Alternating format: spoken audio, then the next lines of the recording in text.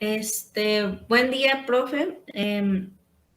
Pues vamos a hablar un poquito sobre el aparato genital masculino de una manera muy breve porque pues el tiempo es muy poco y pues el equipo está conformado por Daraitza Eleni Ramos Lara y por su servidora Nadia Valdés Mendiola.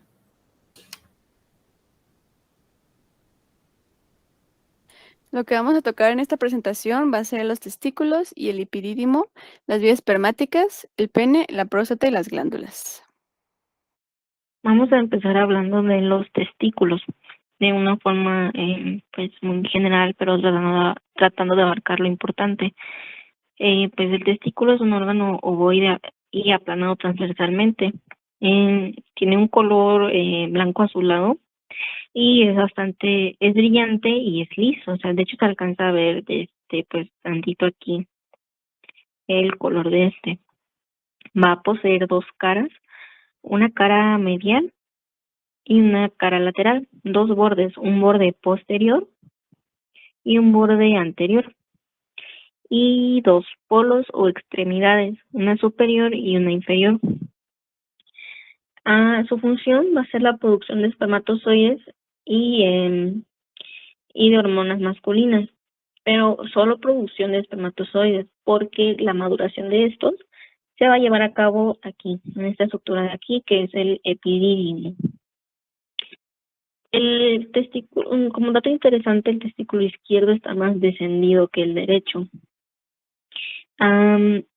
En la zona, bueno, en la parte posterior y superior del testículo vamos a encontrar esta estructura de aquí, esto que se va a conocer como mediastino testicular, que es donde terminan pues los túbulos seminíferos del testículo.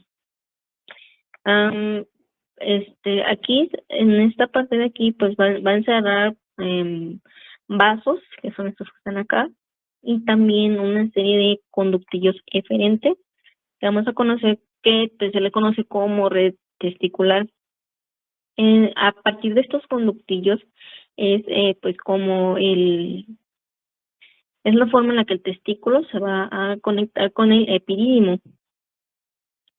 Luego, pues del mediastino testicular van a surgir los tabiques, que van a distinguirse en lóbulos y lobulillos, que pues los tabiques son estas partecitas de aquí y los lobulillos son estas partes de acá, que tienen una forma triangular, y de hecho se alcanza a ver bien su forma triangular, que van a tener su base en la periferia aquí y su vértice pues en el mediastino. Sus capas, así rápidamente, si podemos ver, se observa que son muchas. Vamos a empezar de interno a externo. Vamos empezando por esta, la túnica albuginea, que es pues esa capa más interna, por lo tanto va a estar íntimamente relacionada al testículo, perdón, y es una capa resistente, es blanquecina y brillante, que pues es lo que le da el color al testículo. Después vamos a tener aquí una túnica vaginal, que pues, vamos a tener una túnica vaginal parietal y una túnica vaginal visceral. La túnica vaginal deriva de la serosa del peritoneo. Y entre cada pues túnica vaginal vamos a encontrar un espacio que es donde se va a acumular un líquido que va a facilitar el movimiento del testículo con el escroto. Luego vamos a tener a la fascia espermática interna, que es esta de aquí, que esta fascia que es una prolongación de la fascia transversal, perdón, que pues, se invagina en el anillo inguinal profundo. Luego, por fuera de esta capa o de esta fascia, vamos a encontrarnos con el músculo cremaster, que es este de aquí. Que este músculo, pues, es el que le proporciona un movimiento reflejo al testículo, Sí, por ejemplo, cuando la temperatura baja, pues este músculo se va a encargar de que se contraiga, de que el testículo se contraiga para pues acercarse pues al abdomen para mantener su temperatura y pueda producir pues espermatozoides. Luego por fuera de esta capa vamos a encontrar otra fascia, que es la fascia espermática externa, que no es más que la continuación del músculo oblicuo interno. Y luego, si seguimos hacia el exterior, pues tenemos al músculo dartos, que son fibras lisas, forman una capa y es el responsable de producir las fibras de los tabiques para los dos testículos. Luego, por último, tenemos pues ya a la piel, sí, a la capa cutánea.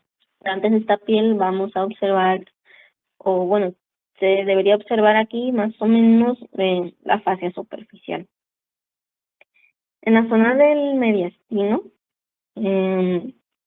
pues como se dijo, pues iba a haber aquí, se van a encerrar unos vasos que van a ser pues la arteria testicular, sí, que es esta de aquí se apunta, y también una serie de venas que van a tener una forma plexosa, son las venas testiculares, y este plexo se lo va a conocer como plexo pantiforme. En la inervación se va a formar un plexo de forma,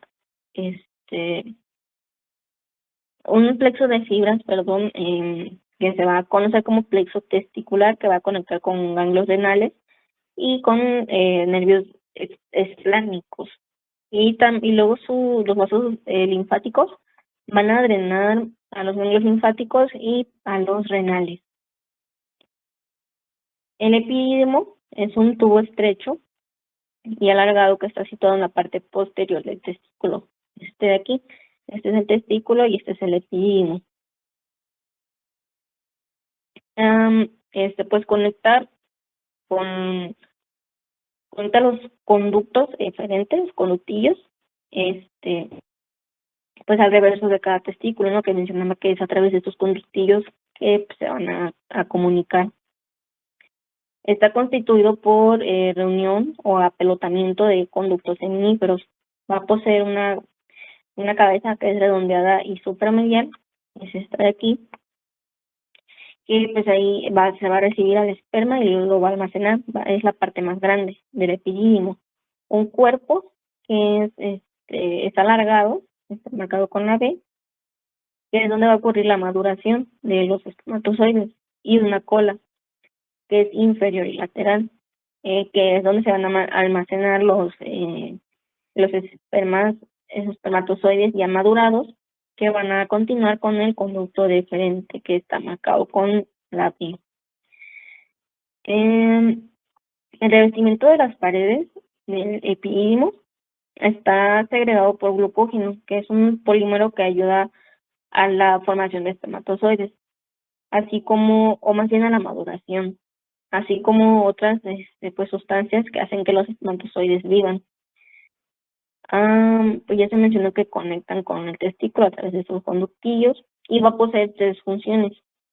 Una de transporte de espermatozoides, almacenamiento y de maduración, que pues el almacenamiento se ocurre, bueno, permanecen en la cola por diferentes periodos y también va a depender de la frecuencia de la actividad sexual, el almacenamiento de estos. Y también tenemos pues la maduración de los espermatozoides. Les voy a hablar sobre las vías espermáticas. Las comprende cada una un conducto deferente, una vesícula seminal y un conducto eyaculador. El conducto deferente. Este empieza desde la cola del epidídimo. Aquí en esta parte se va paralela hacia él y sigue ascendiendo, pasando por el conducto inguinal aquí en esta parte, luego se acoda sobre el anillo inguinal profundo y luego desciende hasta pasar por detrás de la vejiga urinaria, que es esta de aquí, hasta que se conecta al conducto, con la glándula vesicular se conecta al conducto excretor en esta parte. Este conducto es un conducto cilíndrico, resiste la presión y su función es la de conducir el semen. Tiene cuatro porciones.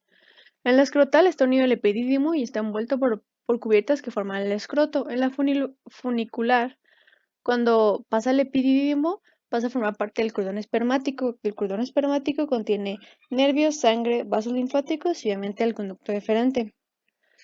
Y va desde la parte inferior del cordón espermático hasta el anillo inguinal superficial. Luego tenemos la parte inguinal, que atraviesa el conducto inguinal, llega hasta el anillo inguinal y aquí se separa el cordón en varios tramos, pues. Ahora la pélvica en la fosa ilíaca pasa por encima y lateral de la arteria epigástrica y en la porción pélvica se relaciona posterior al recto. Su vascularización e inervación. Tiene una vascularización escasa, pero una muy buena inervación, bueno, una rica inervación más bien, pues.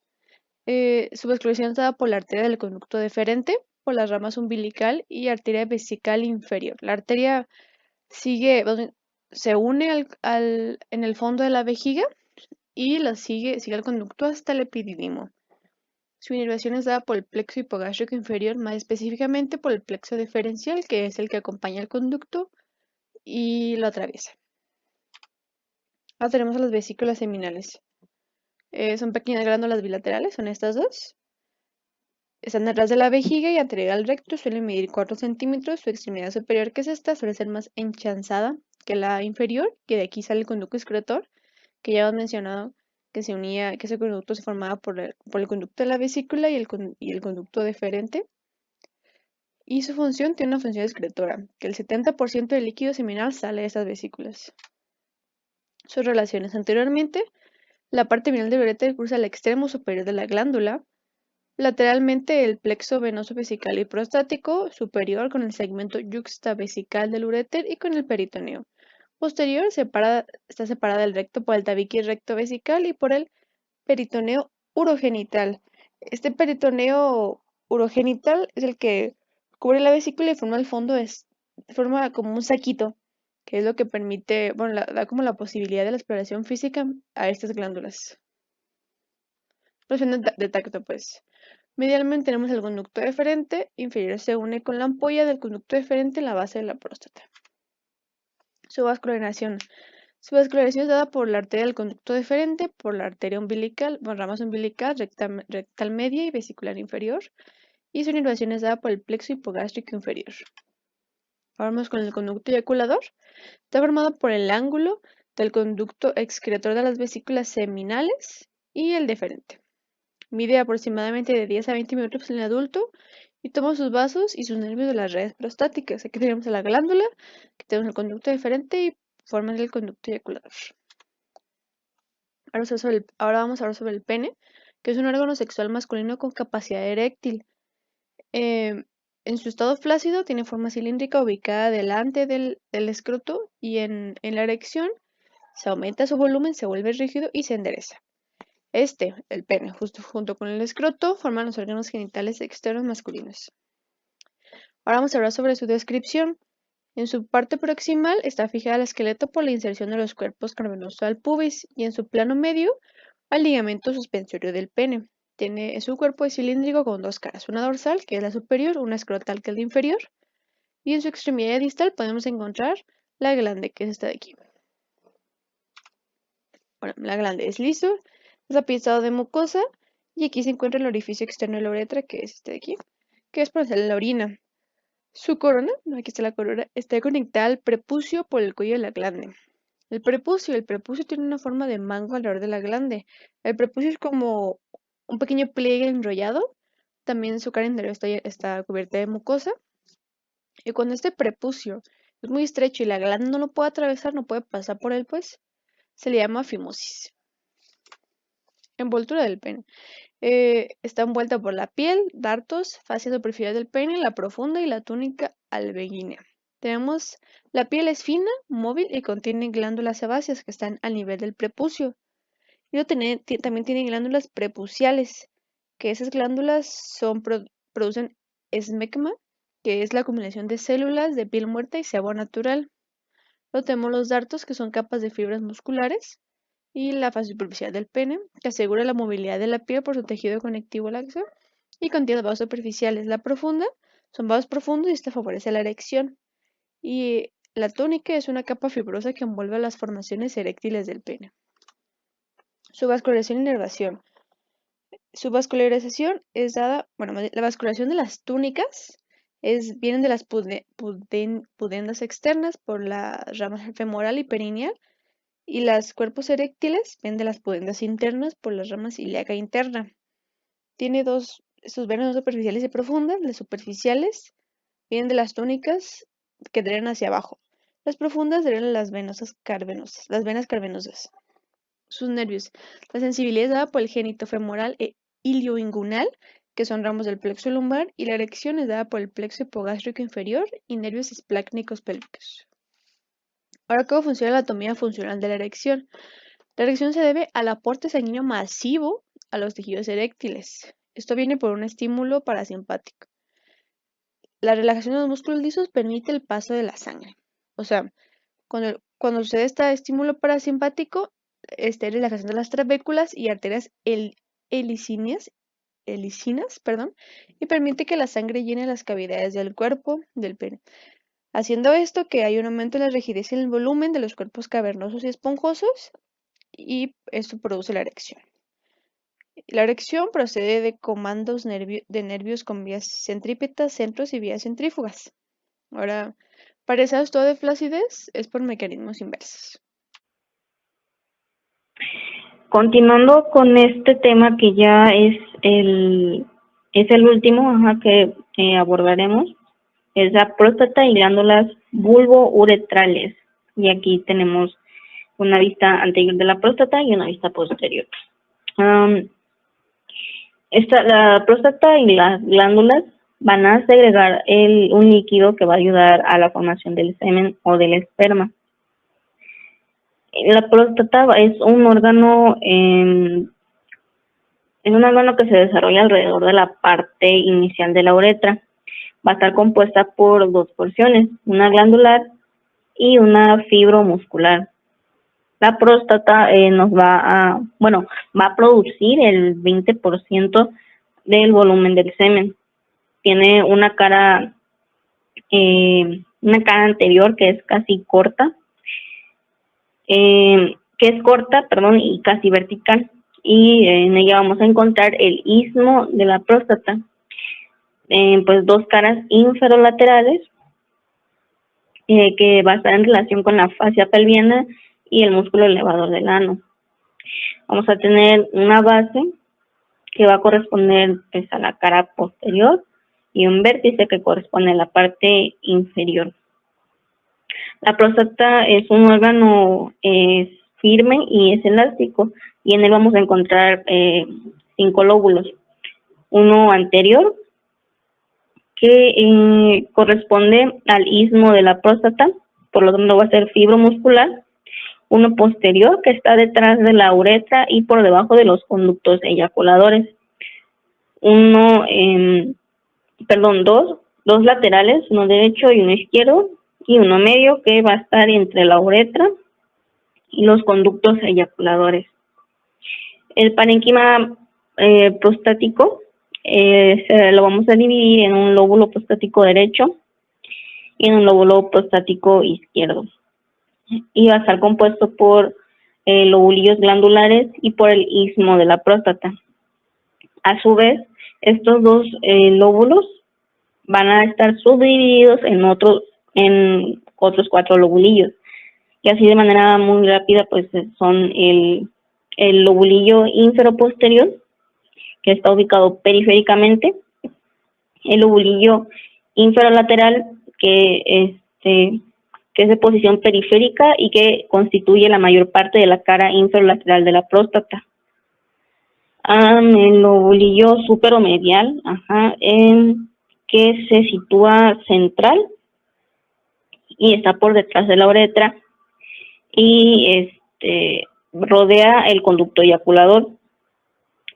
Y por último, el lobulillo anteromedial, que está ubicado centralmente, es lateral y es un poco anterior con respecto a la uretra.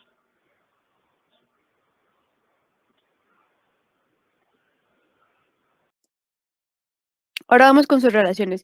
Sus relaciones son intrínsecas y extrínsecas. Las intrínsecas son la uretra prostática, su aparato esfinteriano, los conductos y el arterículo prostático. Primero vamos con la uretra prostática. Entonces, con la uretra prostática. Esta atraviesa la próstata y en su camino se dilata y forma los senos prostáticos. En la cara posterior nos encontramos con el cólico seminal, que es donde terminan los conductos eyaculadores. El esfínter interno de la uretra está en la base y el externo es el que rodea la uretra y el vértice de la próstata. Entonces aquí tenemos el cólico seminal, aquí le está poniendo la línea. Aquí tenemos los orificios de los conductos eyaculadores, aquí. Y en el momento ¿qué sucede en el momento de la eyaculación, no? El esfínter interno se cierra, que sería este, y el externo se relaja. Listo. Los conductos eyaculadores atraviesan la próstata por detrás de la uretra y el aurículo prostático es un divertículo mediano. Aquí. Ahora las extrínsecas son anteriores, laterales, posteriores, superiores e inferiores. Las anteriores, el esfínter interno de la uretra, la lámina prepostática, el espacio retropúbico y el pubis y la sínfisis del pubis se encuentran anteriormente. Lateralmente tenemos que forman parte de la fascia pelviana parietal. Este posterior está por delante del recto y separado por el tabique retrovesical. En la superior su base se relaciona con la vejiga urinaria e inferiormente se aplica sobre el ligamento transverso del perineo. Ahora vamos a hablar sobre la celda prostática. Es un compartimiento formado por fibras peritroprostáticas entre la próstata y las regiones vecinas. Se encuentra debajo de la vejiga encerrando la próstata que a su vez rodea la uretra prostática. Y aquí tenemos una imagen de la celda prostática, que básicamente es tejido, formación de tejido. En cuanto a sus vasos y nervios, empezando por arterias, por su irrigación o vascularización, la principal arteria va a ser esta de aquí, la arteria vesical inferior, que antes de llegar a la vejiga, nos va a dar unas ramas prostáticas que se van a hacer para la base de la próstata. Y también vamos a tener pues ramas prostáticas adicionales, que estas son posterolaterales y provienen de la arteria rectal media y de la pudenda interna. En cuanto a sus venas, su drenaje venoso, por delante vamos a tener al plexo venoso prostático. También vamos a tener plexos voluminosos que son drenados por los plexos venosos vesicales, que esto es son parte de las zonas de las caras laterales.